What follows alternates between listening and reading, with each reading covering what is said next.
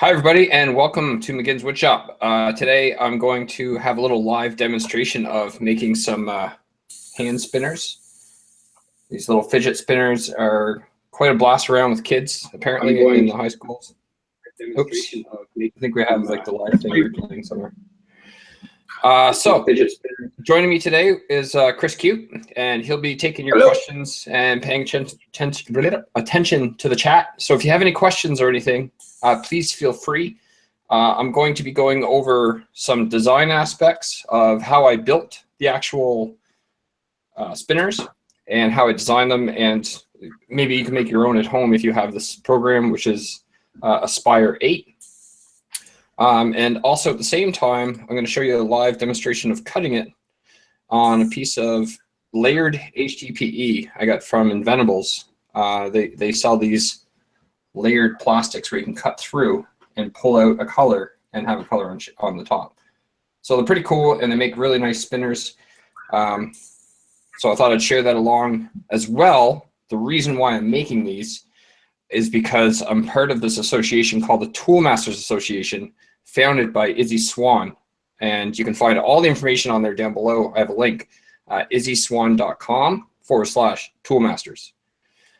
You can sign up and you can be part of this group, and it's a community-based program that he's made where he wants to get tool hobbyists, tool professionals, from basic to high-end professional.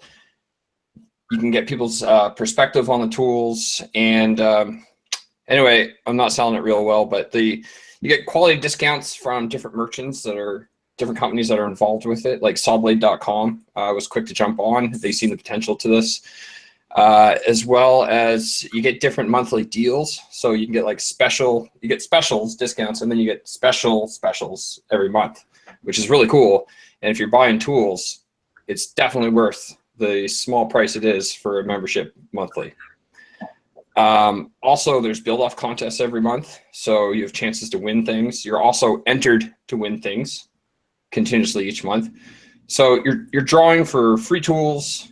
You're getting great advice from the community. You can join in on the Facebook group and be part of that as well, an exclusive group that we have. And as well, there's a building list of educational courses on different programs and different methods and tools and things. For instance, we have Carl Jacobson, who just started teaching the lathe and different turning perspectives. We also had, not long ago, a Fusion 360 course by Chris. Who was that given by? Ben Brandt. Ben Brandt. I'm yet to catch that one, but I heard it's a really good course, and it definitely gets you on the right foot with Fusion 360. So I've got Fusion 360 is also available for free, which is a top-end CAD software. So if you go to the website, you can sign up and you can get a free version. Did I miss anything, Chris? I don't think so. I think you pretty much covered it. I just from my personal experience, I can tell you that, Jason, I've made 2 purchases through the Toolmasters Association so far. Things I was going to get ordinarily, but because of the vendors that Izzy has accumulated inside the Toolmasters Association, the discount that I got has already paid for my membership for the Toolmasters for the entire year. So, and I was going to spend that money anyway. So it's like it was to me. Yeah. And you know what I like? What I like even more about that is, you know how some of the a lot of the content creators, they'll have like an Amazon affiliate link, and they'll mention a product during the video they put out, and then they get a kickback from Amazon. Well, it's worked out so that Izzy and the people that are involved with that get kind of the same thing from the vendors that are there. So when I spend money, I know I'm supporting Izzy. But the really cool thing about that is Izzy takes that money and puts it back into the Toolmasters. That's how he gives away, like this month's giveaway is what? It's a Raycon lathe, isn't it? Yeah, real nice tools come out. Yeah, and so he's got like 2 giveaways going on. He funds those giveaways through the membership that we say. It's like a win-win-win situation. It's just a really cool idea that Izzy had. Happy to belong to it. Yeah, and what kind of business isn't awesome when it's designed? The more the more the community helps it, the more it helps the community. So it's just compounds on itself, and it's an awesome concept, and it's a really well put together as well. Yeah. And hats off. Really appreciate TMA. They sponsored me to go to Atlanta, the woodworking show, coming up next week, and I can't wait to go shake these people's hands. There's a whole list. Look in the description. There's a whole list of everybody going to the Atlanta show. I've been doing this YouTube stuff for a few years now, and started off with the Maritime Makers, and of course this channel here. Have had the privilege of meeting a ton of great people, and now finally I get to go shake their hands, and that's, to me, I'm just ecstatic. Awesome. Anyway, enough said. I will leave you to Chris for a moment here. I'm going to go downstairs and set up the CNC machine. It's all ready to go. I basically just need to turn it on, let it run. It's about a 40-minute to 55-minute run. So we'll let that run, and we'll discuss the design and application of this, as well as any questions around Toolmasters Association, what maybe your perspective, other people's perspectives on it, what they would like to see, and also any questions, of course, about the design and application. So with that said, I'll leave it to you, Chris, and I'll be back. All right. Well, don't be gone too long, because I may run out of talk. We've got the Red Smith over in the chat, and how you doing, my man?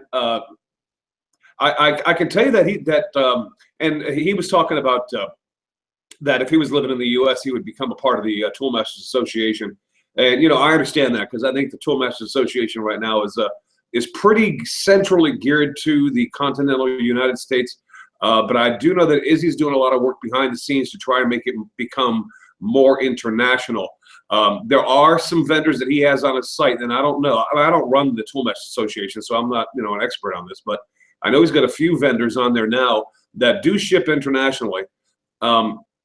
It would make it affordable for people that live outside of the United States. But I know that Izzy, and speaking with him, he's trying to get more international merchants involved with the Toolmasters as well, so he can service more than just the continental United States on this, because obviously we have a very big community,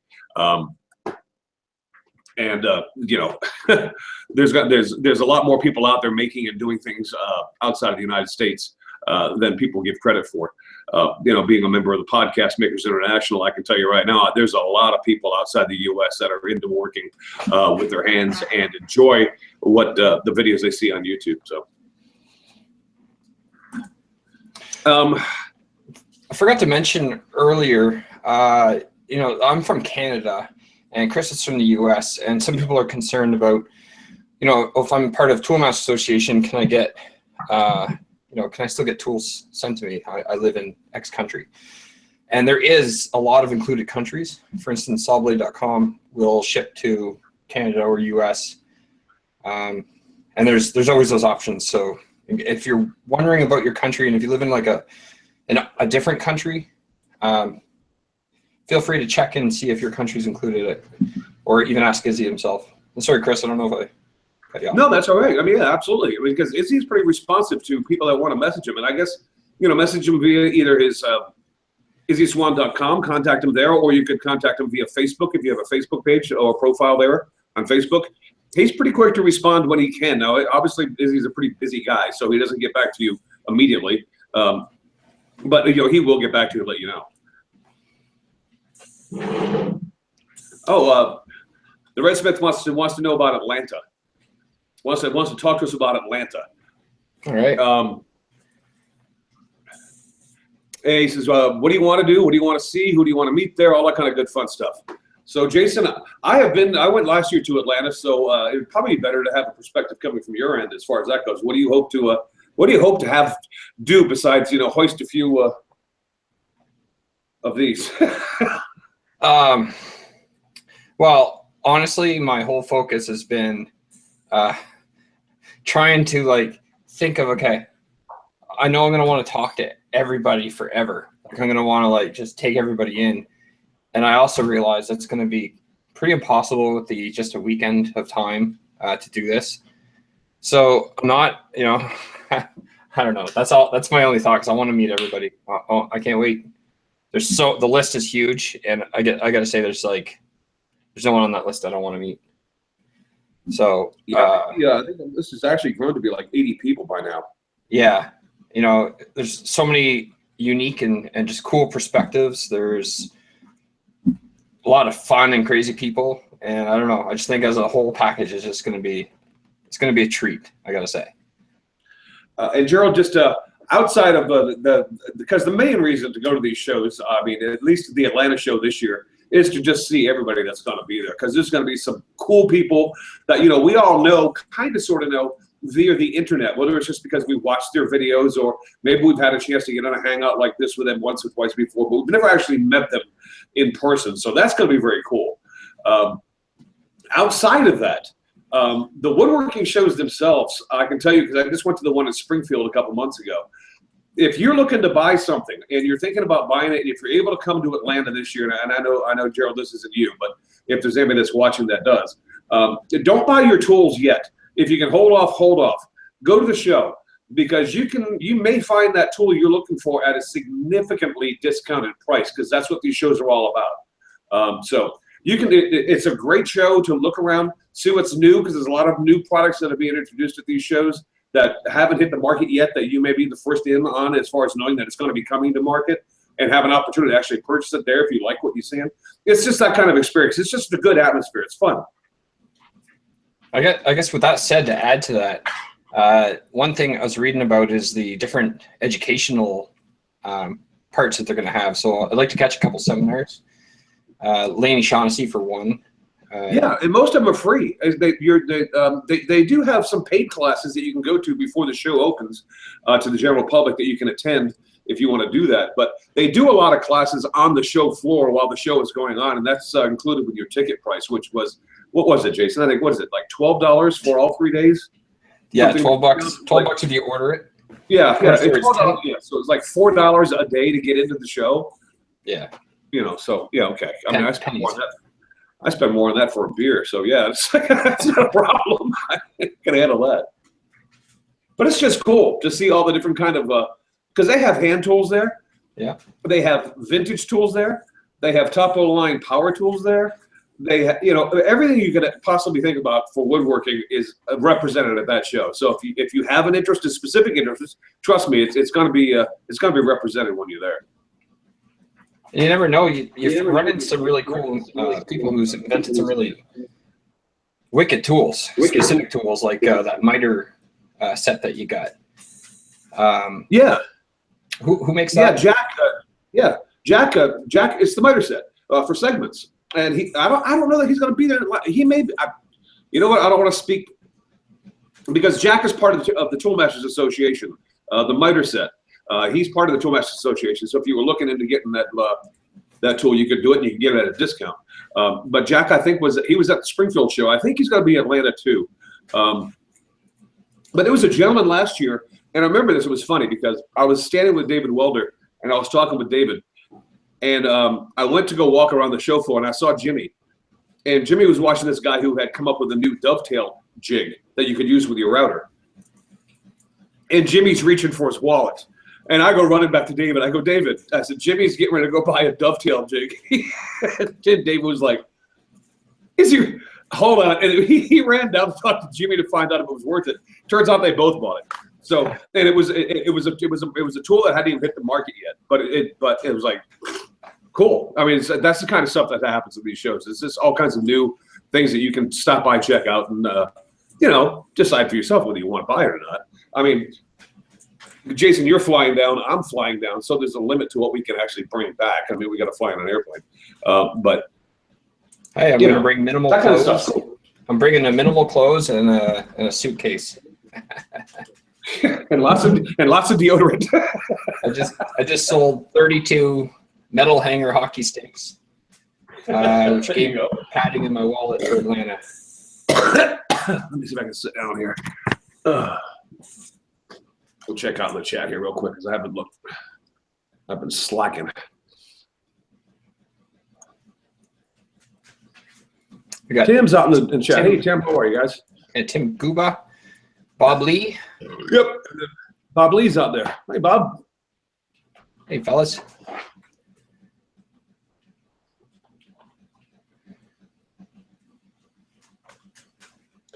One thing that we are going to do, to go back to your question, Gerald, about what we want to do in Atlanta, a bunch of us have gotten together, and we're going to go down to, I don't know if you guys follow the YouTube channel Highland Woodworking. It's a pretty famous woodworking store in downtown Atlanta. We're all going to take I think it's a morning. Is that Saturday we're doing that, Jason? I think so. Yeah. So Saturday, we're a bunch of Saturday morning. We've got a private invitation to go tour the entire facility at Highland Woodworking in Atlanta. So that's what we're going to go do. And that's a very cool store. We went there last year when I was in Atlanta. That's if you're a woodworker, it doesn't get much better than that. And we got a barbecue happening. Yep, we got a barbecue on Friday night. Got a big old party Saturday night. So it sounds like it's going to be fun. Sunday is going to be recovery day. I have a funny feeling. I'll sleep when I get home. I think that worked. Sorry, everybody. I'll do a quick recap then. Let me just make sure it's going to. Okay, yeah. You got it. There we go. All right. Apologize. Hey, Mr. Gatton's on. I was just on his show last week. Hello, Dave. Okay, so basically I showed you this import tool here. It's the import bitmap for tracing in the top left. When you click it, it lets you choose an image. When you bring that image in, I'm just going to do this real quick. When you bring that image in, you can use this tool here on the left called Trace Bitmap Fit Vectors. You choose that, and it selects the actual image and scans it. The color, in this case, I'm choosing black and white. I tend to find that works best, but if you are with a color picture, you can use colors, and it'll select based on colors. So you can see here, it gives me a chart of all the colors it can find in the actual image. So black and white it is. We're going to see what it is with defaults. If I want to change things like corner fit, some noise filtering and fading, you can do that. If you want to learn what those are, just play with them, or I'll have them in another show. So we'll preview that. It shows me the lines. You can see here I zoom in, and these lines are nice and solid. That makes me decide, okay, that's good. I'm going to take it. We're going to apply. We're going to close that. We're going to click on the image. We're going to hit the delete button, and it's going to leave us with our vectors. I then use the selecting options I was talking about, dragging left or dragging right, and delete everything off that I don't need. When you're done, you're left with the gear. So now that I have this gear here, I then go ahead and let's say we want to make this outer circle here. I just want to see the size of it so I can put it back at 2.05. Okay, so I'm going to delete that. And I could take this inner ring here, which again, because my image wasn't showing earlier, I'm going to show you now. I can choose that circle. On the left, I'm going to choose under the Create Vectors grouping of tools, the circle tool. In there, you can see the radius is set to 0.87. Again, you're going to want to take your material and test size. What one works for you? Your machine might be off slightly, or whatever it is. It's just good to test first, especially if you're going to print a ton of them, because you don't want to have a full sheet of material, print them all off, and it doesn't work. So, all right, so 0.87. We go ahead and we would apply that and hit OK. We know that circle is the right diameter we want. And now, for aesthetics, we're just going to add that little, I don't have one printed, but I'll show you this one. Does that switch? I got to wait 30 seconds or something, don't I, for just even see if that worked. Now I'm all paranoid. I'll let you know. Oh, while I'm waiting for that, I'm just going to quickly check in on the CNC machine. Oh, and you know what? Something I just want to talk about. No, it's totally not switching, so that's cool. We'll leave it on this design for now. But basically the outer edge, maybe if I just click off of it. Oh, wait. Stop presenting. Let's just do that for a sec. Okay, there we go.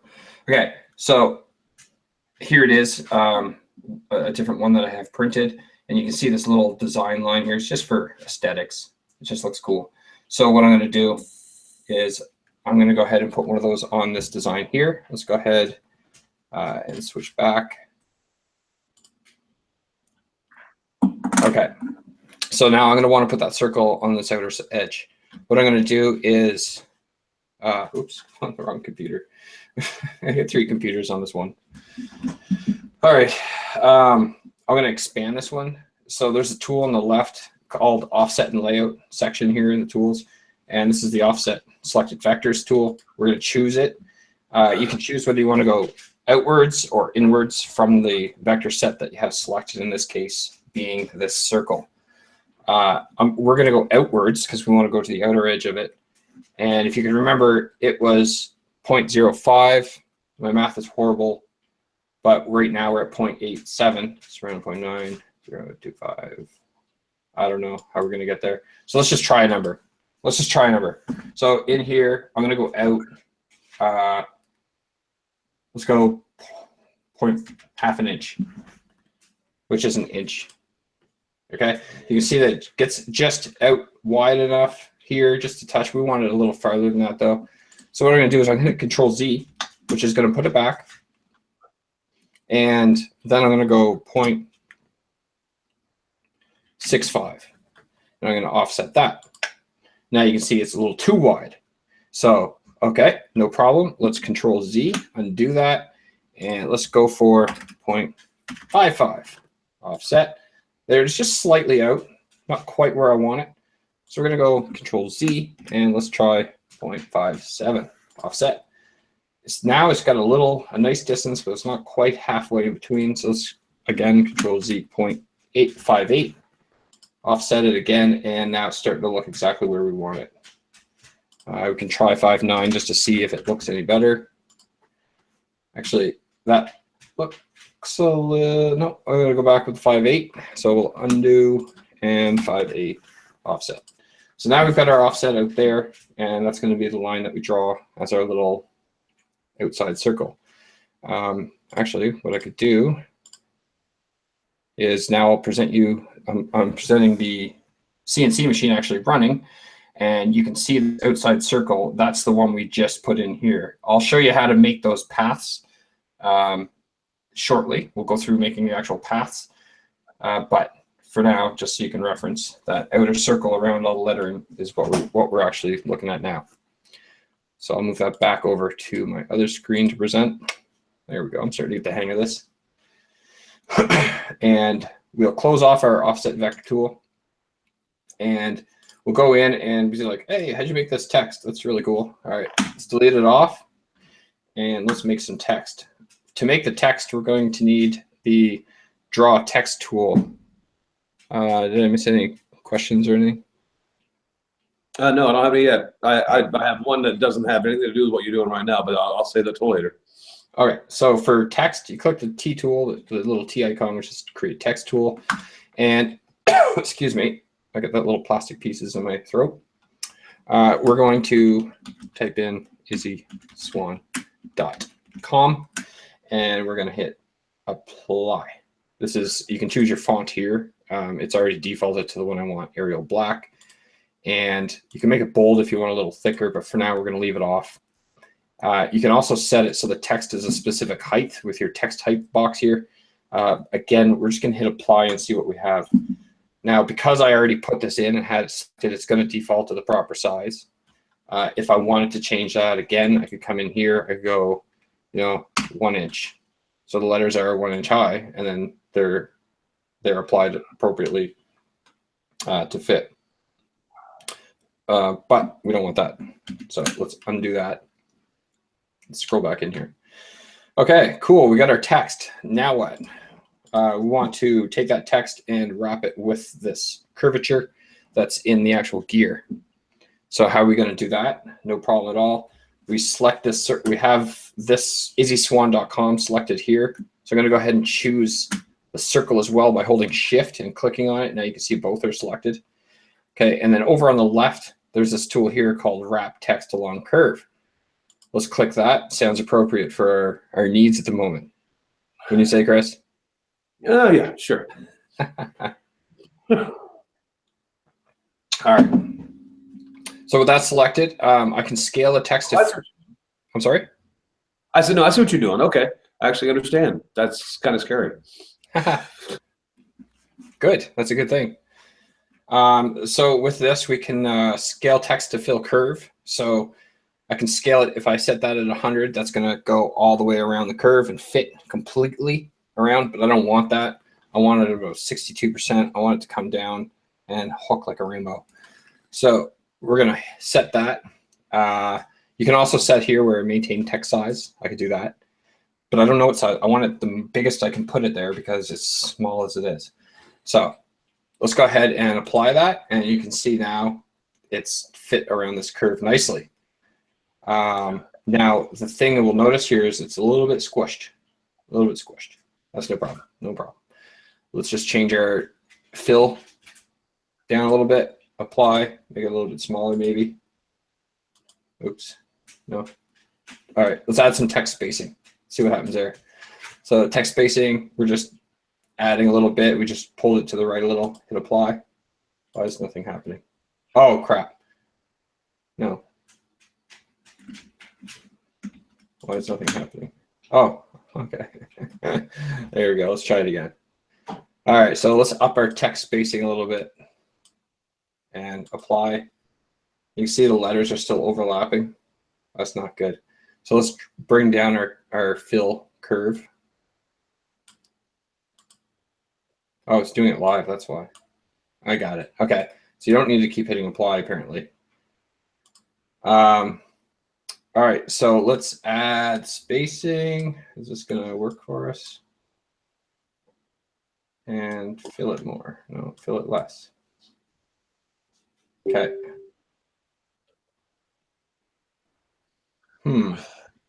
Let's try and maintain curve. So this is basically what I do. By the way, everybody, I'm not a professional at this. I've been using this software for like a year or something. And playing around is your best way to learn things. So with that said, I'm going to undo that though. And let's just try this again. I actually got it to fit, so maybe it's my font.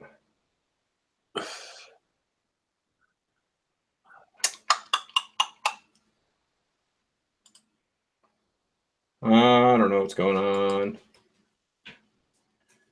All right, let's try.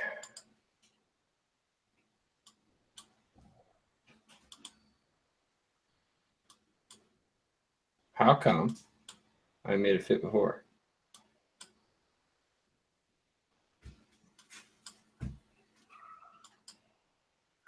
There, that's how we did it. Okay, text spacing is all the way up. And I'm just gonna make it as big as I can before it starts overlapping. So I'm just gonna back it off. Oops, too much. So I'll just back off slightly. You can even come in here and change the size of the text manually. So make it a little bit smaller. And then select the curve again and scale it more.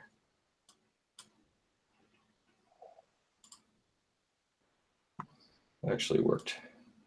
So there we go. Okay. So I kept playing with it, finding it, fiddling it. Finally, I got a spot where I like something like this. It was a little bit less spacey than that. I guess I can just remove some text spacing. What I'm going to do is I'm just going to go back to my old text that was in there. So there it is.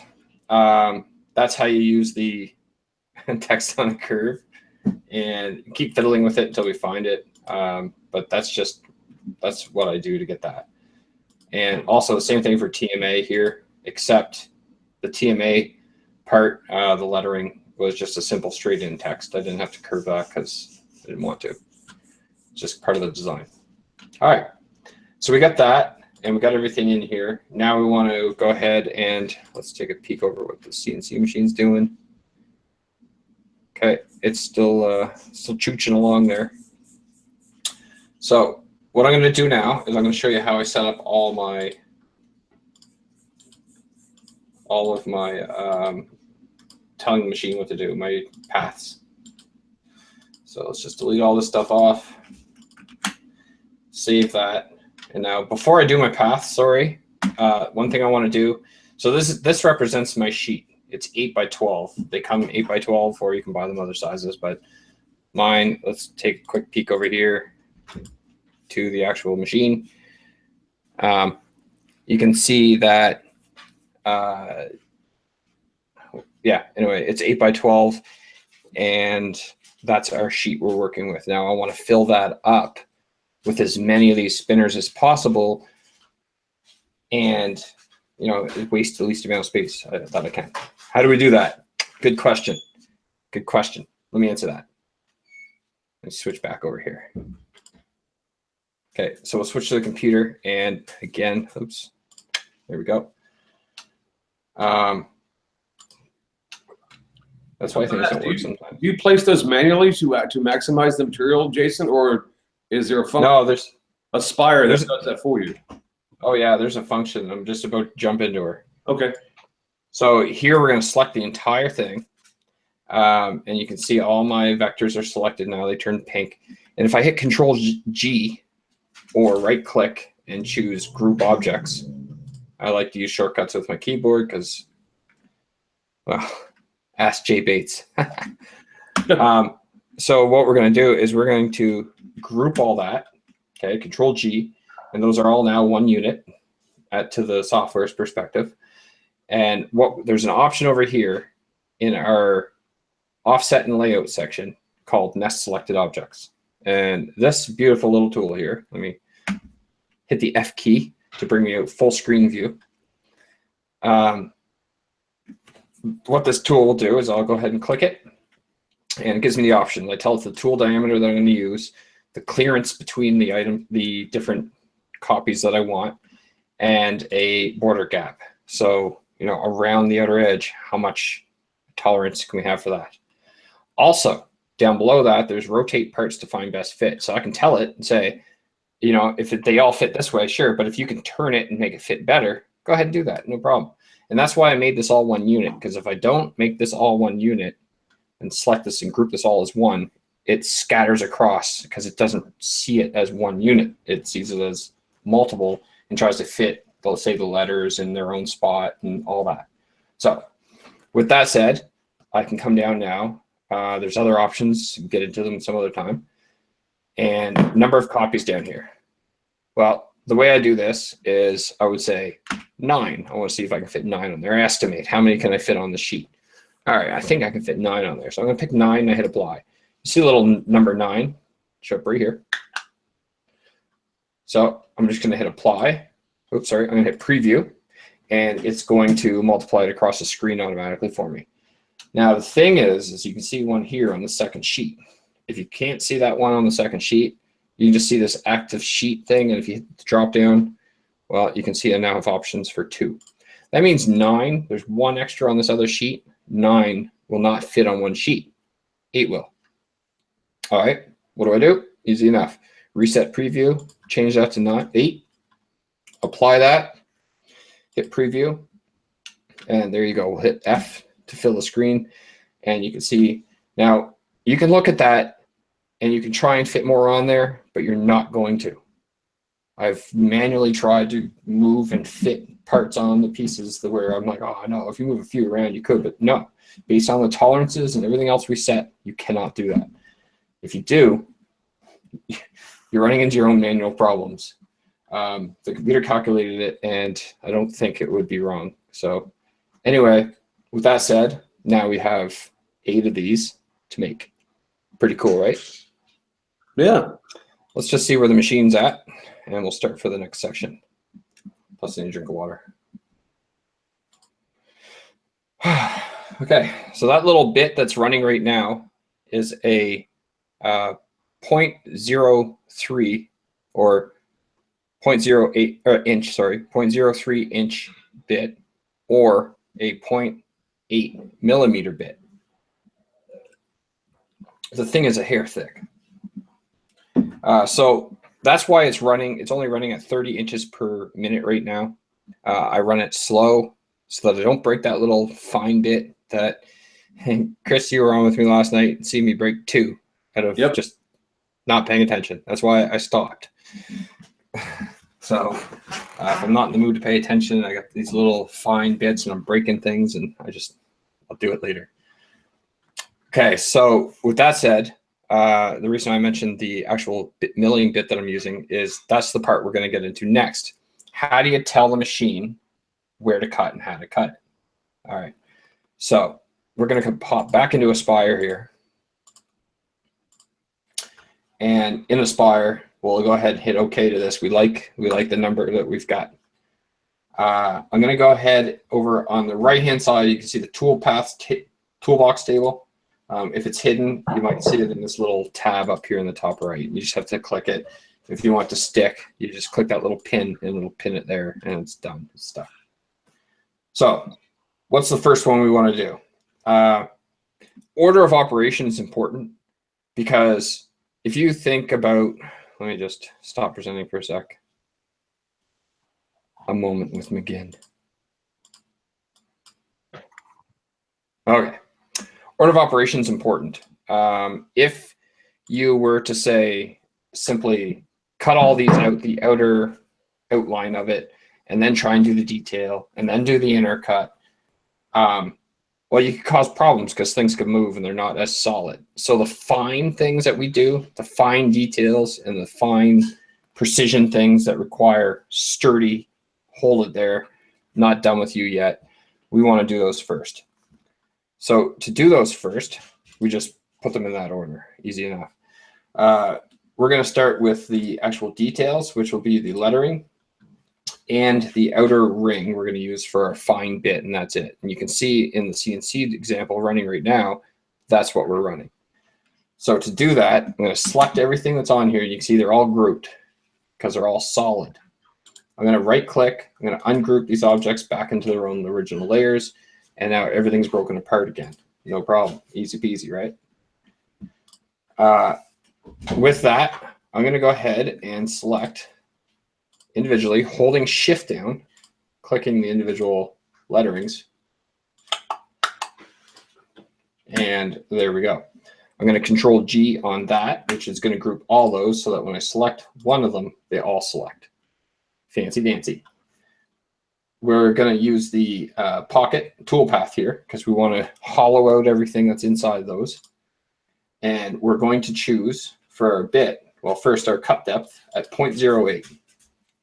Now, the reason I picked 0.08, the layered plastic is 0.05 inches thick, the opposite colors. There's a variance sometimes in the table, or just over distance and whatever. I want to make sure I get all the way through. That's my thing. So 0.08 is going to go all the way through on all circumstances, and that's what's most important because I want that visual effect. If it doesn't go too deep enough, it's going to show up black, and it's just not going to be, there's going to be no point to it. So with that said, 0.08 is our number. And then we're going to go with the end mill.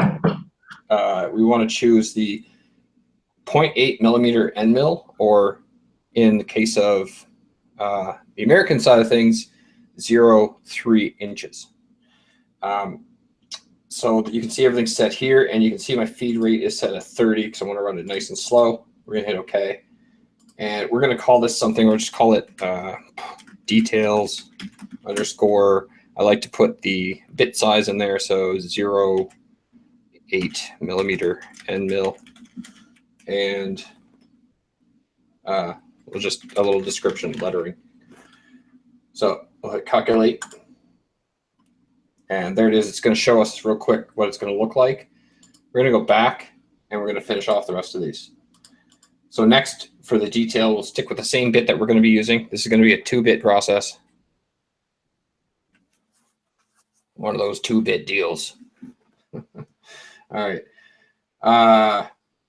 So with that, now I want to run specifically on those circle lines. I don't want to pocket them out. I want to run on that line.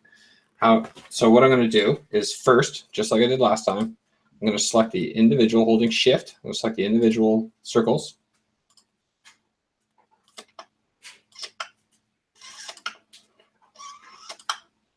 And I'm going to Control G to group them, make sure I'm not missing any of them. And then I'm going to use this tool called Profile Toolpath. I'm going to click on it, and here I don't want to go all the way through. That's 0.25. I don't want to do that. So I'm going to go 0.08. Remember, that was our depth, our magic number. In here, I'm going to choose the end mill. I'm going to select and choose the 0.8 millimeter or 0.03 inch bit. And I'm going to hit OK. Also, just as a note, always check. Just take a quick glance and make sure that's not running at something crazy. Mine's set at 30, so I know it's going to be there, but I still check it anyway. Because the time I don't check, it's going to be at 100, and it's going to break my bit. So with that done, I'm also going to machine vector on the lines. Okay, so that way it's specifically on the line. It's not on the inside of that line. It's not on the outside of that line and making it bigger. It's on the line. And that's all I need to do. I'm going to call this underscore detail underscore 0.8 millimeter end mill underscore circle. Circle. I have to learn how to spell too. Hit calculate.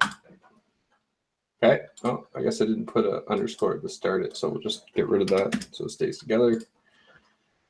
So now you can see we have the circle here on each of them and the lettering. So next step is the inside bearing. Again, holding shift and clicking individually. We're going to select these.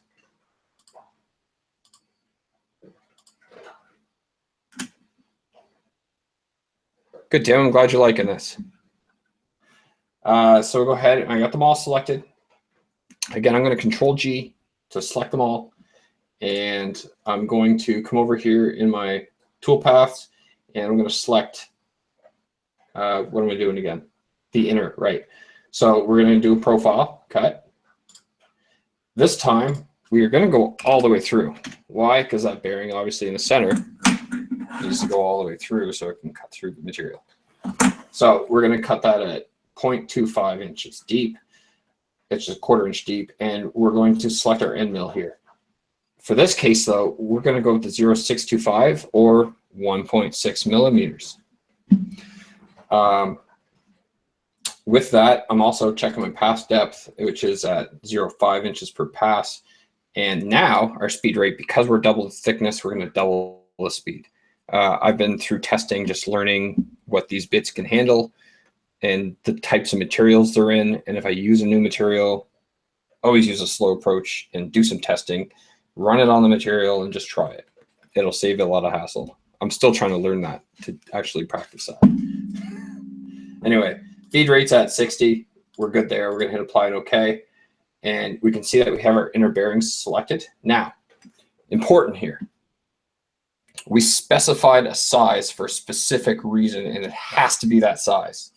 So in order to maintain that size, we need to choose our machine vector cut on the inside of the line, not on the line, not outside the line, inside the line, so that as it's cutting it, the edge of the bit is cutting to the edge of the line. And it makes exactly that size. So that's why we're doing that.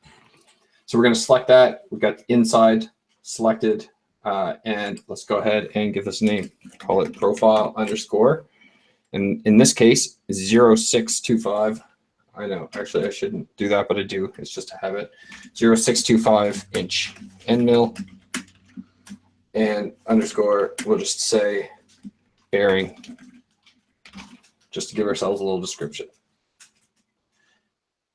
We hit calculate, and now the bearing cuts on the inside, and you can see that there as well in our path view. Oh, I think we lost Chris.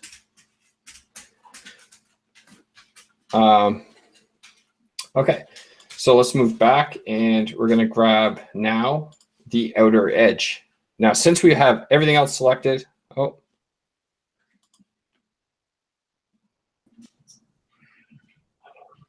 all right. Hey, Chris. Hey, sorry. Welcome back. It's all right, actually. I was just about to finish up the design, but then I realized the machine's done. So I'm going to run down and set this up to run. I'm going to switch the Oops. Nope, still live. All right. So I'm going to go down. I'm going to switch the bit. And I'm going to describe what I'm doing and how I'm doing it. And there's a reason, because on a two-bit cut, this isn't one of your normal bit cuts. 2-bit cut. I don't know. There's some joke in there somewhere. You always have to be so careful to keep your home position. If I lose that home position, then everything's going to be off on the next cut. So anyway, with that said, I'm going to go downstairs. The bit is really small. Yeah, it's high speed steel. Actually, I think these ones are carbide. I'm not sure. I don't remember. They're I'll grab the name. It starts with an O. They're a good company, apparently. Osborne or I can't remember. Anyway, I'll bring one back up and I'll let you know. So Chris, if you want to take over for a minute, I'll be back. I'll be on down there once I get the machine turned off and my mic on. Okay. Thank you. No problem. I have absolutely no idea what Jason's doing, and the language he speaks is foreign to me, but it's really friggin' interesting. If you guys got any questions for me while Jason's gone, I'll be happy to try to entertain you if I can. Mr. Foster, I know you asked about the Maritime Maker Show, and I'm not one of the founding members of the Maritime Maker Show, but I can tell you I don't know that they are going to be back. I think they pretty much run their course. I think both Matt and Jason, because of their schedules and things of that nature, have pretty much just kind of going to let that show go. But I don't want to speak for them. I mean, I will actually ask Jason for you, and we'll get it from the horse's mouth. But that's the impression I got, because they did it for. How long did they do that show, guys? You remember? That show was on YouTube Live for, gosh, probably 2 years, I think. So I don't know. I mean, it's basically in Matt Brander's hands now. If he wants to do it, he does it. If he doesn't, then he doesn't. I don't think that's right now. That's a real big priority with either one of those guys because they've got other things going on. I sure do miss it, though. I understand the question because I mean, I really enjoyed that show.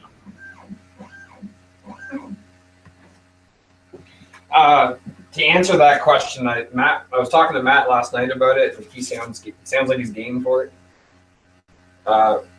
So we're gonna do some type of little reunion show. I know myself, I'm gonna be having a show very soon. I've been long time making. It's gonna be called Precise Mistakes, and I'm gonna be basically doing this kind of idea. This is actually a launch for it kind of idea, but more of a trial, like just to get a feel for exactly what I want to do. So anyway, did that answer? Was that the question? I kind of came halfway through. He wanted to know what if the Maritime Show was going to be making a comeback at any time soon. I said, I didn't know. I said, I don't think so, but I'll ask Jason and let him. I figured you guys might want to do it every now and then, but I imagine we'll have a few more shows here and there. Yeah. It's the whole organizing every week thing that we just don't have time for anymore. For that, anyway. Right. You can see, first of all, undoing this bit, I'm supporting it with my finger. It's a really tiny bit. So you're going to be really careful with these ones. Is that focused? I don't know if you can see that. Yeah, I can see it. That's a tiny little unit, and I'm replacing it with something that's only double its width. So that's even not that big.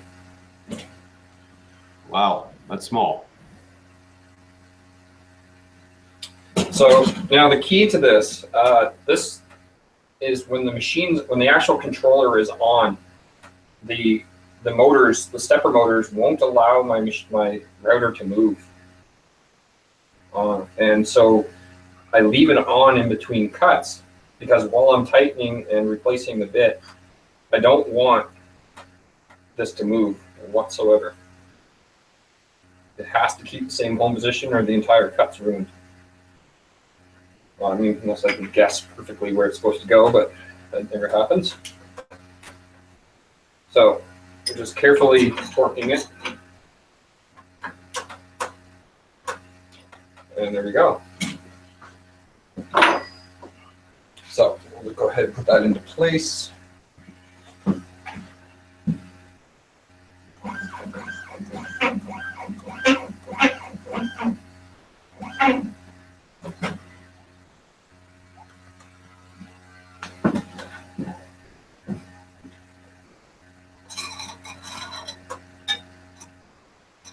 Going to move the light for a second. It's easier to see the bit if it's actually touching, if the light's behind it.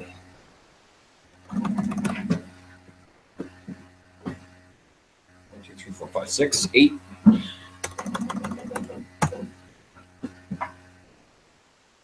Another 6.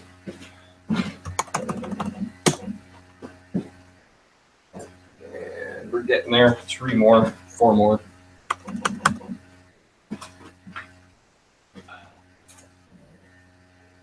So basically, I'm just getting the bit to touch the surface. Okay, that's good.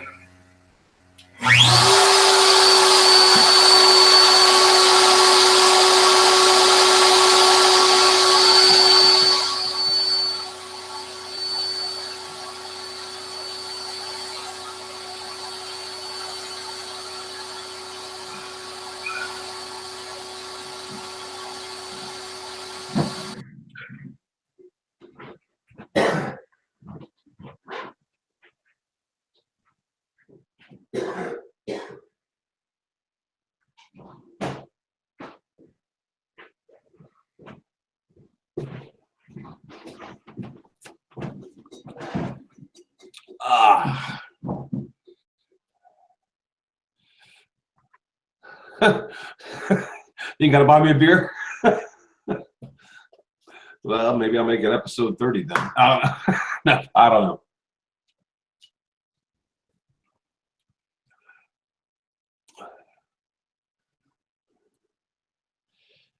That stupid CNC. I watch Jason. Jason and I hang out with each other a lot on these Google Hangouts, and he's constantly running that thing, and that thing is just mesmerizing. I don't know what it is about it. For me, anyway. Because he'll have 2 screens going, and I'll click on that screen, and I'll look at it, and I'll go. And I just can't stop watching the damn thing go around. I spent most of my time trying to figure out how the computer figures out its tool path, because sometimes it does some pretty obscure stuff. And I'm like, why did it do that? I wonder. I'm like, I don't know. What's that? I was talking about how that watching your CNC run is mesmerizing. You can just kind of sit there and stare at it for a while. It is cool to watch. To answer Tim Guba, your question, what's the material that I'm cutting? This is called layered HDPE plastic. Get it from Inventables. They sent me this machine. Let me unpresent the machine. Actually, I won't. They sent me this machine as a hey, can you promote this and can you try it out? I was like, sure, no problem. And with that, they sent me bits and they sent me some of this material. I've played with it and I really love this layered plastic. It's fun to work with and it's fun to cut. That was close. Anyway, sorry. So that's what it is. And I think I caught my clamp. At least I didn't break the bit. Did you say it was HDPE plastic? Yeah. Yeah. Okay. Yes, it is. It's layered. I forget the name of the company that actually makes them. It's like King something, King Plastics or something like that. Anyway, so I hope that answers your question. Okay, so where was I? I was in the design mode. Let's present the design back. So while that cuts out the profiles, it's only a 20-minute cut, which should bring us right to the end. I'll try and time this properly. So we got our inside profile. If we're not sure where we're at exactly, I can check my profiles I have. This being the actual inner cut for the bearing. So I'm going to make another one, and this time it's going to be the outer gear cut. How are we going to do that? How do we select those the fastest way possible? Got a little trick. First of all, since we have everything else grouped, we're going to Control A, which will select everything. Once everything's selected, we can hold Shift down and select the lettering, which will uncheck it. Then we select the line detail, which will also unselect that all in 2 clicks. Now we also hold shift and click the bearing, and there we go. We're left with only the outer gear looking. We're going to Control G that, group those all together as one. And now we're going to choose our profile toolpath again. And this time we're going to call this profile underscore outside gear. Oops. Gear underscore 0625. Excuse me, inch end mill. And we're going to check here. It's 0.25 inches deep. We're going to make sure we select our 625 again. We just want to select it and check our settings every time, even if it's already selected. It's just to ensure that you're going to be running it exactly what you expect to, because if you tell the computer, or it tells the computer to do anything, it's going to do it. So we just verify it. Yeah. So with that said and done, we also want to make sure we're cutting on the outside line of this now, because we're doing the outside profile, right? So we're going to choose outside on the toolpath. We're going to choose calculate. And now to verify we have everything done, we hit this toolpath list, you select them all. You can see it all here. We're going to preview all toolpaths. And it's going to show us live what it's going to do. Now, one thing I can see here, we don't have little tabs. Tabs. They're their own art. So let's go back. Let's go ahead and select our outside gear profile again. And this time we're going to add some tabs in here on the right. You can see here, add tabs to the toolpath. You can see there's 1, 2, 3 per, which is good enough. That should hold them. Now, one thing about tabs, you don't want them too big. You don't want them too small. Too big, then you got to cut them off and you got to fraction them down perfectly. I like just enough to pop them out of the, I like to be able to pop them right out of the plastic, which I'll show you when this is done. So with that said, also don't put these little yellow marks are your tab marks. You don't want to put those on any curves or edges. If possible, always on a flat area where you can grab your chisel and just slice them off real nice and easy and clean. With that said, you can go in here and choose edit tabs, and then that allows you to hover over top of a tab. I can either click and add one, or I can click and remove it if it's already there. Let me interrupt you real quick. What's the purpose of the tabs? Is it so that it holds the material in place? Are the tabs areas that the CNC won't cut so that it holds the material in place, so it doesn't go wobbling around on you, or what's the deal with the tabs? Yeah. For instance, right now I'm presenting the actual cut. And if I can blab long enough, we'll catch it making the tabs. So I can demonstrate exactly what they are. But basically, you can see the center popped out of the other one and almost caused it to catch the bit. Well, I take that calculated risk because I don't want the inside to have anything. It's all round, and I need it perfectly round and fit to the bearing. Right. So I let that one not have tabs. But this outer cut, I don't want the entire piece shifting and binding against the bit and then possibly breaking the bit or ruining the part. So you'll see here, there it is. It's just starting now. When it gets to the point where those tabs are, you'll see it lift up, go across it and down. There's 2 kinds of tabs actually, and thanks for bringing that up because it made me think of that. There's 2 kinds of tabs that you can get. Let me just present back to the software. Okay, so we're done editing and putting our tabs in. We're gonna hit close. In here, you can create 3D tabs. That saves a little bit of time. A 3D tab, it kind of makes like a curved bump over it, so it raises and cuts at the same time, as opposed to not a 3D tab, which would stop, raise, go across, drop, and then down. So it just saves fractions of time, but fractions of time are what you want to save in repeated process. With that said, also, you'll have to find your own preferable sizes and thicknesses to your tabs. For instance, if I'm cutting on wood and it's more serious so that it doesn't bind and that it really holds steady and sturdy, I would make thicker tabs. For instance, when I was making those hockey sticks I was talking about, well, running 32 of them, I didn't want to switch my bit every single time. So what I would do is, do my profile cut on my last one. And then I'd take that one off, and I'd put another board on, a blank on, and I'd want to keep the profile cut and then do the detail after. So then I'd do the detail first on the following. You know what I mean? Does that make sense? Yeah. Right. Yeah. And so in that case, I want to keep everything sturdy. So I made my tabs thicker and longer. And that way the details would come out properly and not shift, you know. Well, anyway. Yeah. So with that said, you can either, when you're editing those, you can also click and drag and move them just so you can see that. And the preferable fast way to do this is you would set your tabs before you actually multiply them, and then it makes it easy because it multiplies the tabs. But I already did it, so they're all in the perfect place. So there we go. We'll calculate that. And I'm going to reset my preview here. And now I'm going to preview all toolpaths again. Now you can see these little tabs showing up in the design.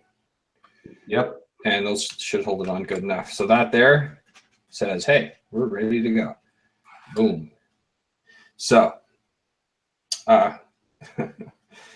okay. So with that done, now the only thing we have left to do is get this to the machine. How do we do that? First, what we're going to need to do is, this is 2 separate cuts. So we're going to save this as 2 separate files, and we're going to run this as 2 separate runs, just like we're doing right now with the machine. So first, we'll start with our details. I'm going to select both my details. I'm going to choose the merge toolpath option here, and I'm going to give it a name. Now, I incrementally put mine, so this could be like number 4, 5, 6, 7, 8, whatever. In this case, it's on my desktop, so I don't care. 0, 1, and I'm going to call it A because it's my first cut of the series of cuts. So 0, 1 A underscore, we're going to call this the Izzy Swan TMA underscore spinner underscore. And I'm going to tell it, underscore is just to separate the letters, by the way, just so it's easy to read. And I'm used to programming, so I don't like spaces. So Izzy Swan TMA spinner, and then we're going to call this, what size was the bit for the details? Was 0.3 inches or 0.8 millimeter end mill.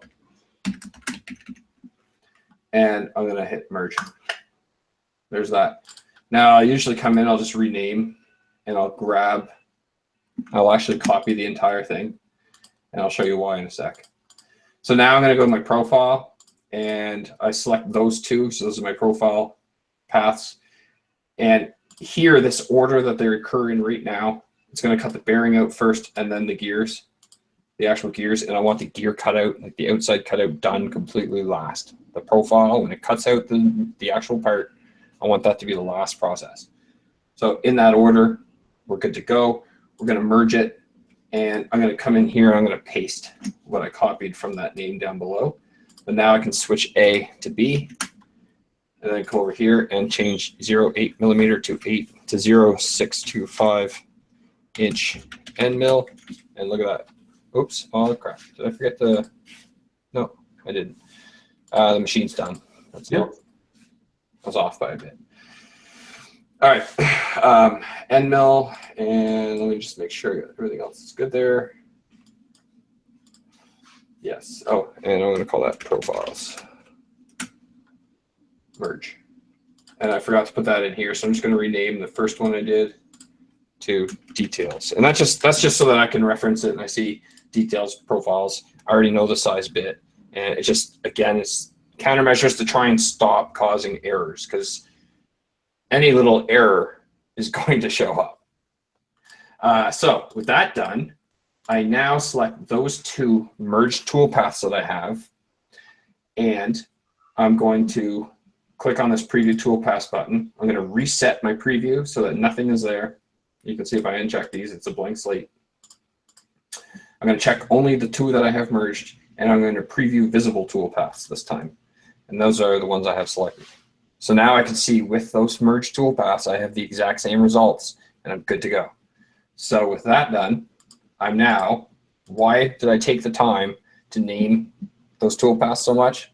Coming up, if you hit the Save Toolpath button right here, you can see it pre-names it. It already will name it that. So I'm going to hit Save Toolpath, and now when I save this toolpath, it's going to come in with the name that I gave it in here. So if I need to make an adjustment and save again, I'm not always typing this long file name. I'm going to save that to my desktop. Oh, and you can see here, it's a little tip for everybody. I use my Google Drive, and that way I can do everything on my computer, design it upstairs. I have a computer downstairs. I basically load it all here, and then I can go downstairs and I'm on the same Google Drive, so I can grab those files if I need them. It's just a little time saver. Same as doing this Hangout thing. I set up a camera down there with a Hangout, and I can sit upstairs and watch it the entire time, just like I'm doing now. So with that said, I'm going to save this to my desktop because I already have these done. Oops. Cool. I'm watching the Hangout and using my computer. Anyway, I had a moment. So that one's saved. I'm going to save toolpaths again. I'm going to select the second one here, save toolpaths, and you can see there's the other one. So I'm going to save it, and now we have both of them on my desktop right here, both files. So with that done, I'm also going to check these. Okay, I'm going to close that, and there's this little button here called Summary of All Toolpaths. Click it, and now it gives me my time of cut. It's going to tell me how long it's going to cut and what it's going to do. Hey, that's bigger than before. Oh, it's because it's 80. So that's that. That's our design. That's a basic overview of what I did and how I got this spinner on the table. Miter Mike's Woodshop just entered, and I got to say, Mike, next, I'm designing your spinner. Just saying. Nice. Yeah. So let's close that off. You want to save the shirt? Let's save that. Now, what do we do with those? Oh, I forgot to point out, I save these as easel G code, by the way. And the reason is because then we're going to come into easel. We can make a new project. Okay, we can go to File, Import G code. We're going to choose our file. We're going to go to our desktop, and then we're going to select the files that we produced. And you can see here, this is our details file. You can see easel has imported them in just as they should be. So that, ladies and gentlemen, is how I run a typical run or design, how I process it, and that's that. That's awesome. How many of those are you making? Mike wants to know.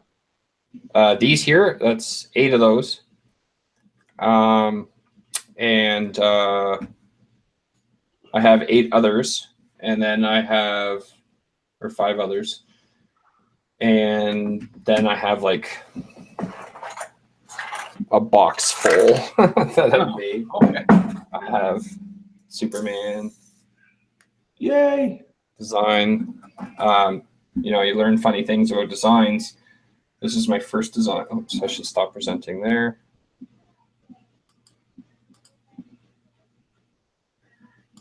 There we go.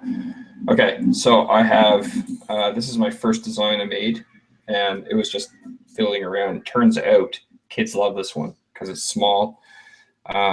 They can flick it with their finger in one hand, and that's like a feature of a spinner, I guess.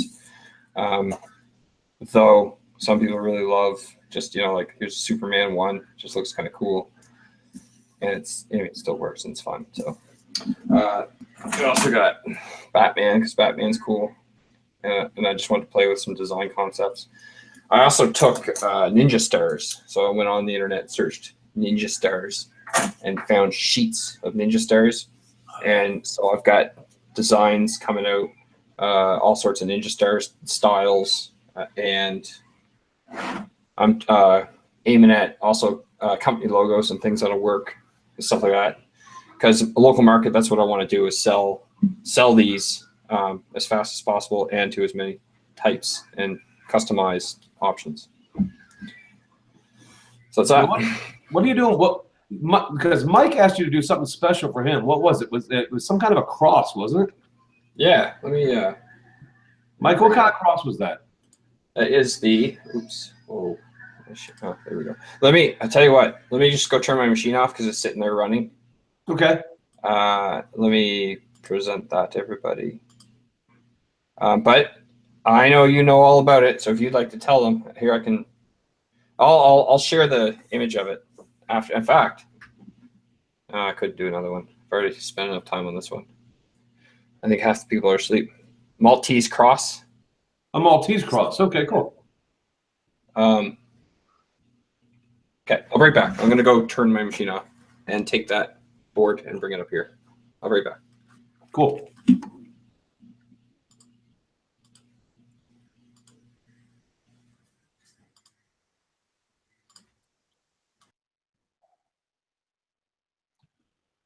Now, Mike, does that Maltese cross have? I know because those are aren't they normally tailored to different fire departments, or is there a universal one? Because I know that New York would have theirs. I mean, New Jersey would have theirs. I mean, because they got their own insignias on it. But is there a general one that you're looking at, or I was just kind of curious.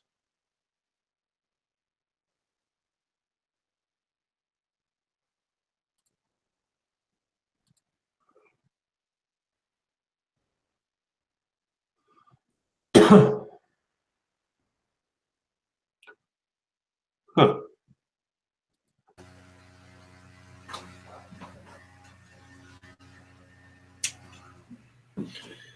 Just wanted to point something out here. When you're done with the X-Carve anyway, I don't know how other CNC machines work. This is my first experience with a CNC machine. But when you turn off the actual controller, you can move the entire thing just by pushing it. So that's just convenient. I like to use that option in between setups when I don't have to have my home position stay specific. And if you want to take a look at the mess it made on my table, little Peter Brown inspired thing I'm going to do, Matt Brander gave me the idea, is to save all this material, plastic cut-off shard, just colored, maybe put it in epoxy, pile it into epoxy, and just make some, I don't know, some molds or something with it. There we go. And remember when I told you about popping them out? If you make the tabs just right, you can pop them out. Now they just need a little bit of cleaning. Nice. I'll be up in a sec.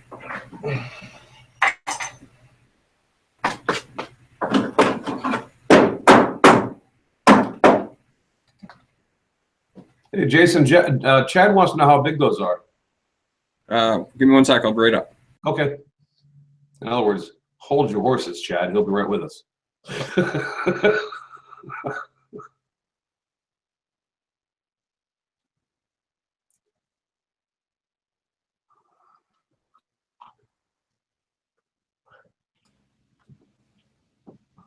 All right. First of all, hi, Chad. These here measure at 2.5 inches, I think, in diameter. I can actually bring up the file and just tell you. A little measuring tool from edge to edge. Yeah, it's 2.75 inches. I generally like to make them a little smaller, but anything that I need to put text on has to be approximately, well, that'd be about the limit. I mean, aside from cleaning, I just got to clean out all the plastic debris. And I'm just not, I'll just take a minute. It doesn't take too long to do that. Everything will show up nice, but this is about as small as I can make text, even with such a small bit that I had, to make it legible and worth printing. But one thing I'll show you is now I can take my bearings and they fit in nicely. A little bit of effort. Then they're in there, and now it's a spinner. Nice. So I geared this whole thing again. Thank you very much to Tool Masters Association, giving me an opportunity to meet everybody in Atlanta and to go to the woodworking show. It's going to be a blast, and it means a lot to me. And well, if you guys are interested in making, building maker community and finding the right one where it can help. It's just a group of guys. We all help each other out. We're all like shooting what we're doing back and forth. Beginners, there's intermediates, and there's high-end professionals. I came in as a green beginner. I'm now like a little bit above a beginner. And then but you know what, like it's having all these professionals and great minds around me has inspired me and has also massively increased the speed and learning curve to figure all this stuff out and to get to the tinkering and enjoying phase. So just want to say that. Absolutely. Man crafting. Hey. I get it in on Friday at 11 something, 11:20 something, but security and all that, who knows? Oh man, the screen turned out nice. So do you have one of those that's actually already done, Jason? No, this is my first batch. Oh, nice. I did it live. Yeah, there you go. Yeah. But you know what? I've made a lot of other, like I said, I have a box full here of spinners. Like just, I could grab handfuls. So I've been making lots of them recently, and I've messed up enough to learn what works and doesn't work. So it's not like, oh my God, I just picked up the machine and it just works. It took a lot of screwing up to figure out how to make it work. Right. All right. How long has this been on? Oh, I don't know. What are we running? Is there a timer somewhere? There should be. I don't know. No. I don't. Does anybody have any final questions or anything on? Oh, cool. Thanks, man. Crafting. Yeah, you've been on for about a little bit over an hour and 15 minutes, I think. Okay, well, I think that's enough. I'll leave it at that. I'm going to be having shows like this more often. I'm going to be calling it Precise Mistakes, and I'm going to be looking to interview people who are like fluent professionals, intermediates, beginners, also different things. One thing I'm going to have is Trevor Carter has got a CNC from GarageWorks and from Dave Gatton. And I'm going to be showing them how to use the software. So some of our sessions I'm going to do live as Precise Mistakes, well, on this channel. So if you're interested in that stuff, make sure you go ahead and click that little bell icon, and you can be notified of anytime I'm doing anything live or putting out new content. And that's what she is. You have any final words, Chris? And thank you very much to Chris Cute from Make the First Cut, by the way. That's his channel. So if you get a chance to run over to his channel and either unsubscribe if you already know better, or subscribe if you haven't learned yet, it'd be awesome. No, my pleasure, Matt. It was fun. All right. With that said, signing out. See you.